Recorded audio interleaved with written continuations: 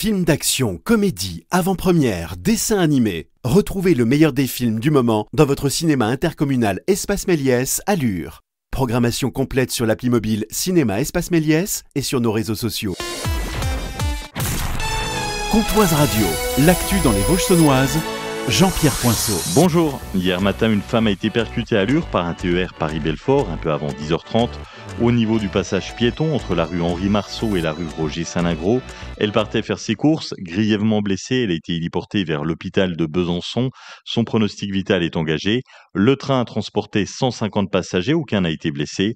La circulation ferroviaire a été coupée puis rétablie à midi. Une enquête est ouverte et ce passage avait déjà été le théâtre d'un accident en février dernier. Le maire de Lure, Éric Coulet, appelle la SNCF à renforcer la sécurité du site. La ville, il y a plusieurs années, avait déjà sécurisé ce passage très emprunté entre le quartier du Mortard et la zone des Clois. Nous, on avait quand même sécurisé l'accès à ce cheminement piéton en mettant des barrières en colimaçon pour permettre aux utilisateurs de regarder à gauche et à droite de la voie plutôt que d'aller tout droit sans être attentif. On a également mis un portillon au bout de ces barrières en colimaçon pour là aussi ralentir ceux qui seraient tentés pour aller trop vite. Les accidents, ça arrive, mais nous on a fait notre part. Condamner ce passage paraît impossible compte tenu du nombre d'utilisateurs. Donc la solution me paraît être quand même peut-être une signalétique d'alerte, une signalétique visuelle adaptée. Et donc moi je suis ouvert à une discussion avec la SNCF là-dessus. Mais c'est quand même l'opérateur ferroviaire qui devrait avoir la main, me semble-t-il. Accident ce lundi matin sur la RN 57 à la Chapelle-les-Luxeuil. Vers 11h, 2 véhicules utilitaires se sont percutés frontalement. Les sapeurs-pompiers de Vesoul, Luxeuil, Fougerolles, Saint-Loup sont rapidement intervenus. Bilan, 2 blessés légers transportés à l'hôpital de Vesoul pour contrôle. Une circulation alternée a été mise en place pendant 1 heure. La gendarmerie enquête pour déterminer les causes de l'accident. Investissez à Luxeuil pour anticiper l'arrivée des futurs militaires. La mairie fait le point sur les bâtiments fonciers lui appartenant dont elle pourrait se séparer. Une liste sera bientôt disponible sur le site de la mairie.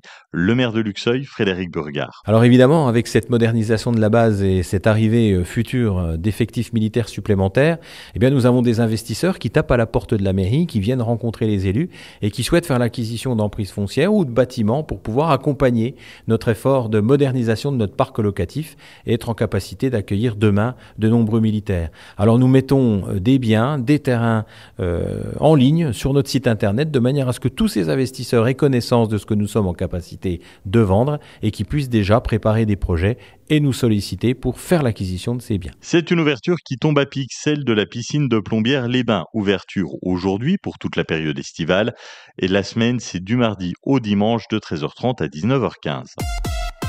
Ce vendredi et vendredi prochain, la fête de la musique joue les prolongations avec la 3e édition des Apérilures. Stéphane Frechard, premier adjoint à la mairie de Lure. On a souhaité renouveler à nouveau cette édition avec toujours des thématiques dans les bars où la municipalité apporte de la musique dans chaque bar. Il se trouve que ça démarre à 18h, mais que généralement, parce que les gens s'y sentent bien, restent beaucoup plus longtemps. Et puis les bars, généralement, provoquent la suite en gardant les groupes que la ville a pu atterrir. En fait, c'est une suite de la fête de la musique, ces apérilures, où on apporte de la joie, de la convivialité en centre-ville et où les gens viennent se détendre. Le but, c'est de détendre tout le monde après le travail, pendant l'été. Après cette fête de la musique, c'est une continuité dans les journées de fin de semaine. Aujourd'hui, nous sommes le 1er juillet. Le parc du Petit Prince, basé à Ungersheim, en Alsace, entre Mulhouse et Colmar, est ouvert tous les jours en continu.